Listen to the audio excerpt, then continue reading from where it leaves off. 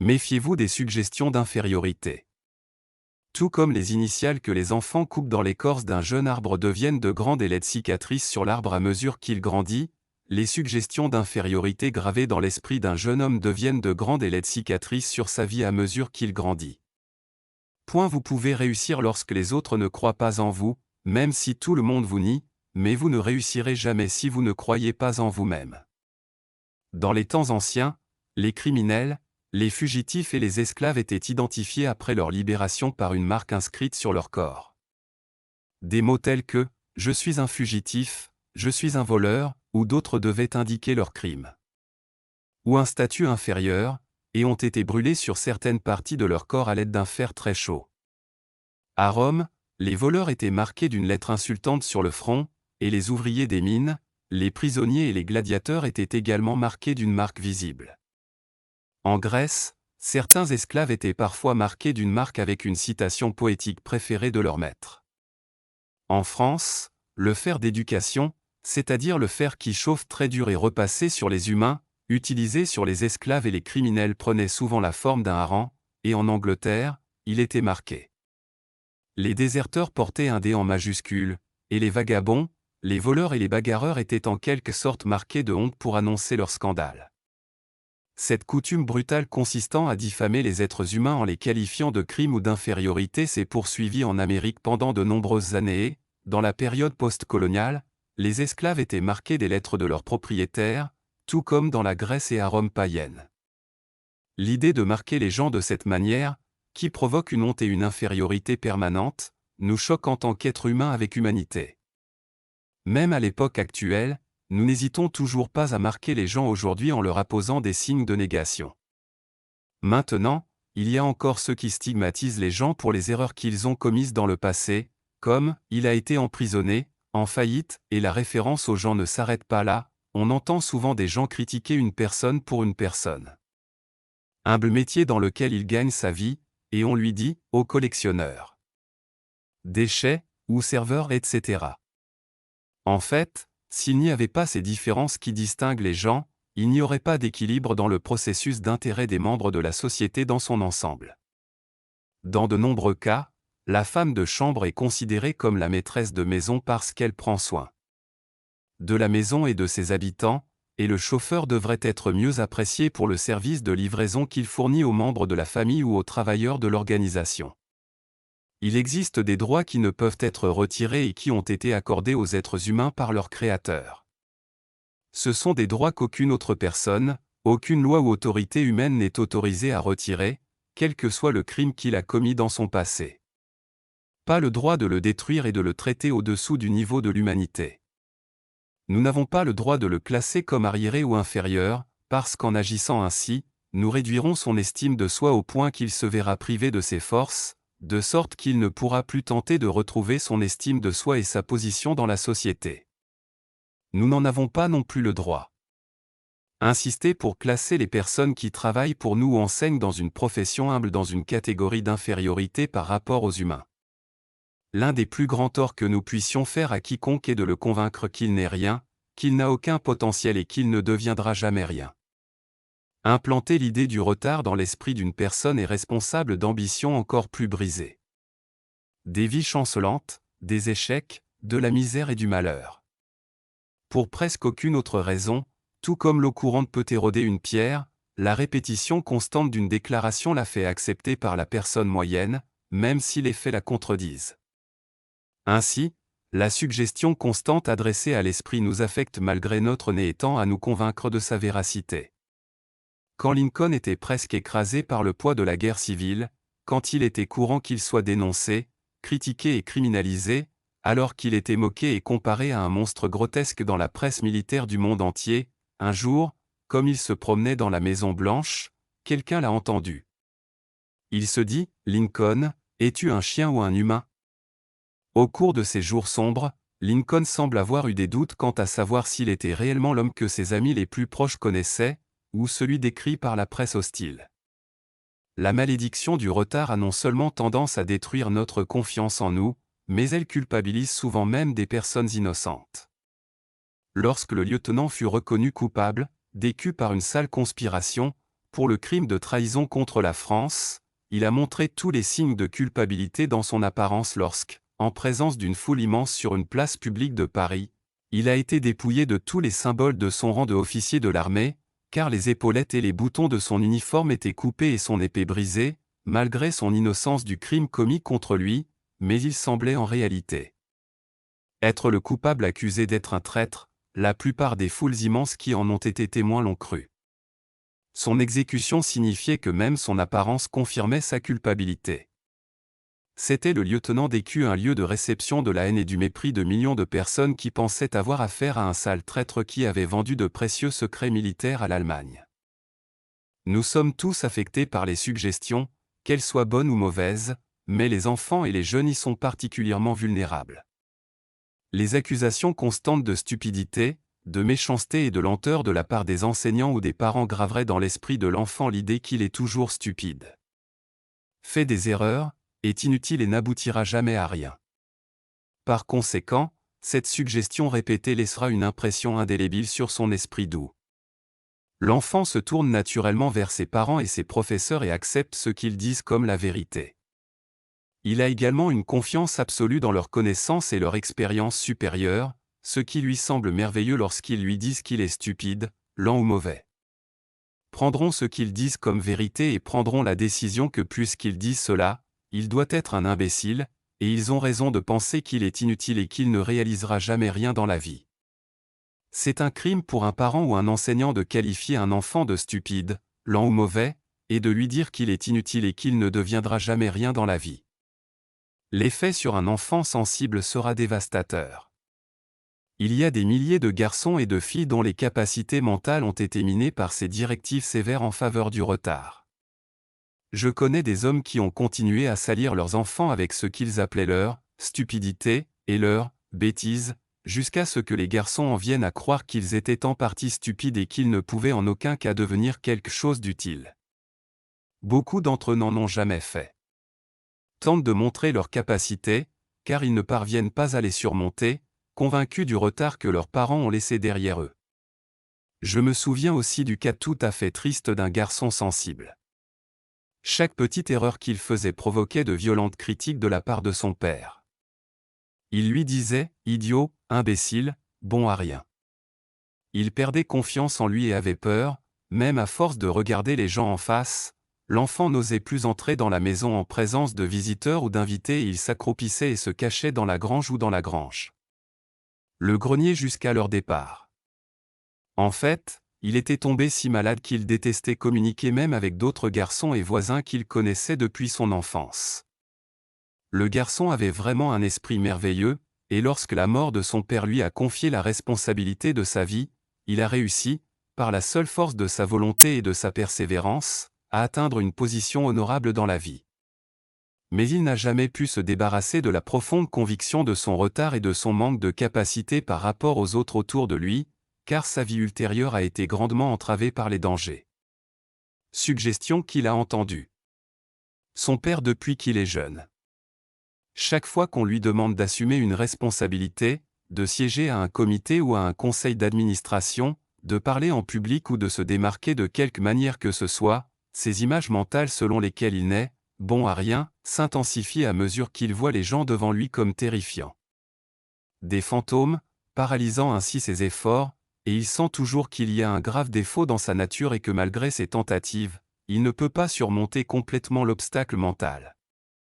Cette image imparfaite et restrictive de la compétence a affecté cet homme depuis l'enfance jusqu'au début de l'âge adulte, le privant d'une grande partie de ce que la vie offre en termes d'opportunités de joie et de bonheur résultant de la libre expression de soi et de toutes ses capacités. Les enfants sont affectés par les louanges aussi bien que par le blâme, tout comme les animaux. Il est facile de tuer l'esprit d'un chien par des mauvais traitements, de sorte qu'en peu de temps il se promène avec la queue entre les jambes et apparaît coupable et maussade. En bref, il se transformera en un chien tremblant, disent les entraîneurs de chevaux de race pure. Après qu'un cheval ait été battu ou torturé à plusieurs reprises, il perdra confiance en lui et son esprit sera brisé, et lorsqu'il verra un cheval en compétition dans le groupe course qui s'en approche. Rapidement, il risque d'abandonner la course car il n'a aucun doute sur sa capacité à gagner. La destruction de la confiance en soi a conduit à l'échec de nombreux jeunes hommes dotés de merveilleuses qualités, tout comme un cheval pur sang qui a renoncé à gagner la course de la vie. Il y a des milliers et des milliers d'enfants qui ne se développent pas rapidement, même si leur cerveau est fort et capable, mais ils travaillent lentement et, par conséquent, ils sont évalués et incompris aussi bien par les parents que par les enseignants. Dans d'autres cas, c'est de la stupidité et de la lenteur. Ce dont les enfants sont accusés n'est peut-être qu'un phénomène passager. Souvent, leur comportement inacceptable peut être dû aux enseignants en raison de leur timidité et du manque de conscience de leurs capacités académiques, c'est pourquoi il ne faut pas se précipiter pour les évaluer et les juger. De nombreux jeunes n'osent pas s'affirmer dans des situations qui demandent du courage et du défi, et cela est vrai, car cela est dû à la forte suggestion d'arriération qu'ils ont reçue de manière humiliante depuis leur enfance. Avec la suggestion de supériorité et de victoire, leur capacité va doubler et les pousser à faire des miracles dans leur vie professionnelle. L'enfant ne doit écouter aucune suggestion selon laquelle il est inférieur aux autres, et toute sa formation doit viser à développer la foi et la confiance en lui-même, en ses capacités et en son grand potentiel. Tout comme un arbre se penche selon la courbure du jeune arbre lorsqu'il est planté, un enfant qui se concentre dans sa douce phase de formation avec l'idée de son retard souffre d'une injustice irréparable au cours des années suivantes. La vie de nombreux jeunes employés, surtout s'ils sont sensibles, a été ruinée par des employeurs critiques, qui leur rappellent constamment leurs faiblesses, les réprimandent pour chaque erreur insignifiante et ne leur donnent pas un mot d'appréciation ou d'encouragement, peu importe à quel point ils sont bons dans leur travail ou à quel point ils le méritent. L'enthousiasme est l'esprit de réussite lui-même, et une personne ne peut pas être enthousiasmée par son travail, ni en être fière, si on lui dit constamment que ce n'est pas bon, qu'il est en fait honteusement mauvais, qu'il devrait être honte de lui-même, et qu'il devrait arrêter s'il ne pouvait pas faire mieux. Cette recherche de défauts et la suggestion constante du retard ont ruiné la vie de nombreux professionnels. Par exemple, les jeunes écrivains subissent souvent un sérieux revers dans leur parcours initial. Effort en raison de critiques sévères. La condamnation inconditionnelle de leur premier écrit par un critique, qui leur demande de répéter ce qu'ils ont écrit en leur suggérant sarcastiquement de s'abstenir d'approfondir un tel sujet. Des critiques sévères, des éditeurs et des critiques de livres ont poussé de nombreux jeunes écrivains à cesser de se développer. Leur talent, parce qu'ils ont peur de continuer. Critique ou humiliation d'être traités d'idiots, de chômeurs ou de stupides, ces jeunes talentueux auraient pu faire un excellent travail sans les suggestions d'échec de leurs critiques. Ces revers les rendent souvent si sûrs d'eux qu'ils n'osent pas réessayer. De la même manière, de nombreux membres du clergé ou des orateurs ont été amenés à abandonner par peur d'un échec précoce et d'être humiliés par le ridicule. En d'autres termes, à moins qu'un jeune homme n'ait beaucoup de courage et une solide volonté, cela suggère un retard et un sentiment d'arriération. Des critiques constantes pourraient sérieusement nuire à sa carrière. Ainsi, au lieu de critiquer constamment les petites erreurs et de prédire un échec total pour nos enfants, je conseille aux parents, aux enseignants, aux employeurs et à tous ceux qui occupent des postes de responsabilité de reconnaître et d'apprécier les bonnes qualités. Cela réduira la souffrance et la criminalité dans le monde, ainsi que l'échec humain. Répercussions négatives du cours. La suggestion constante du retard empêche de nombreuses personnes de faire ce qu'elles pouvaient dans le monde antique, en Chine, au Japon et en Inde, en Angleterre et dans d'autres pays européens. Par exemple, le classisme a fait beaucoup de mal à ces sociétés.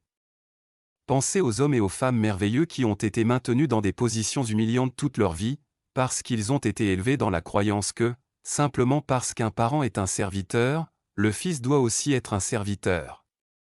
Des cerveaux et des personnalités merveilleux que nous voyons servir dans les hôtels, les restaurants et les maisons privées en Europe, souvent meilleurs que les propriétaires eux-mêmes mais imprégnés de l'idée que le fils doit suivre les traces du père, même s'il est bien meilleur d'un point de vue naturel, c'est-à-dire en termes d'intelligence et de capacité physique. Mais ces hommes restent côte à côte avec la simplicité, qu'ils travaillent comme professionnels dans les restaurants, comme domestiques, comme chauffeurs, dans les jardins ou comme humbles employés dans les institutions publiques. Quel que soit leur talent, ils sont liés par la conviction collective que le hasard de la naissance a décidé de leur position dans la vie. Ils sont convaincus que les barrières érigées par l'hérédité, la classe et l'ancien système féodal ne peuvent être franchies. Le doux humoriste se moque tourné de cette situation dans le monde antique dans sa pièce « Monsieur Cretstanton l'admirateur », où il dresse le portrait habile du serviteur intelligent et élégant, Cretstanton, qui, dans une période de grande crise, se révèle comme un leader capable et un homme supérieur au noble gentleman, son maître. Voici un résumé de la pièce. Lorsqu'un yacht transportant le maître et sa famille a coulé, dans lequel se trouvaient Crichton et quelques serviteurs, et pour sauver leur vie, ils ont tous nagé jusqu'à une île déserte. Dans cette situation tragique, les barrières de classe ont été brisées, et le maître est lui. Le serviteur a échangé ses postes, car toutes les missions ont été supprimées et le serviteur est devenu un leader avec ce qu'il avait, le rang héréditaire ou la richesse n'avaient pas leur place dans cet endroit isolé, où la Cretcheton est devenue. Accepté par tous comme un leader, grâce à sa force innée, il contrôlait la situation où il commandait, et les autres lui obéissaient. Cependant, après avoir été secouru par un navire de passage et retourné en Angleterre, les anciennes conditions reprirent immédiatement leur emprise, et les Crétois, sans se plaindre ni penser à changer, retournèrent à leur ancienne position humiliante, et tout continua comme avant. À la fin de ce chapitre du livre, après avoir expliqué en détail l'effet destructeur des suggestions négatives sur la structure psychologique et les caractéristiques personnelles des individus, je vous demande si vous êtes père, mère ou enseignant, ou chef d'établissement d'une organisation caritative ou économique, faire attention au choix des suggestions positives qui annoncent la victoire. Reconnaître les capacités mentales et physiques pour réaliser de nombreuses réalisations, mais si vous êtes celui qui veut développer ses capacités et veut percer. Rendez réussi, vous ne devriez pas du tout être affecté par les opinions des autres à votre sujet, car elles vous feront douter de votre capacité à gagner dans la course de la vie. Peu importe l'humilité du travail que vous occupez, considérez-le comme un point de départ pour un rang plus élevé, merci. Au développement personnel continu et à votre maîtrise du travail. Puisque nous sommes inconsciemment teintés par la qualité de notre métier, et la nature des intérêts pour lesquels nous travaillons, lorsque vous faites un choix dans un domaine professionnel dans votre vie, évitez, comme vous le feriez avec du poison, de traiter avec de fausses personnalités qui ne le font pas. Reconnaissez votre position dans leur société, évitez les professions qui ont tendance à stagner et qui n'ont pas de développement, et chaque fois que vous entendez une suggestion négative dans cet environnement, que ce soit dans la famille, à l'école ou sur le lieu de travail, ignorez-la pour que ces paroles ne puissent y être gravées de manière indélébile. Votre esprit. J'espère que toute personne qui veut réussir dans la vie pourra prendre conscience que personne ne peut influencer son estime de soi et qu'elle restera à l'écart de tout environnement dans lequel elle entend de telles suggestions, afin de ne pas y faire face, ni ce qu'ils disent et les garde hors de son esprit pour toujours. Si vous gardez en tête une image précieuse et honorable de vous-même et si vous êtes sûr de votre compétence, alors vous êtes libre et avez la capacité de vous exprimer. Peu importe ce que les autres disent ou pensent de vous, gardez toujours une haute image de vous. Vous-même dans votre esprit, et une image de votre compétence personnelle, et ne vous permettez jamais de douter de votre capacité à accomplir ce que vous faites, car vous ne pouvez pas être sans capacité, car vous avez été créé à la meilleure image de Dieu. Si vous le souhaitez, vous pouvez transformer votre vie en une merveilleuse œuvre d'art, car cela fait partie de son plan et pour vous.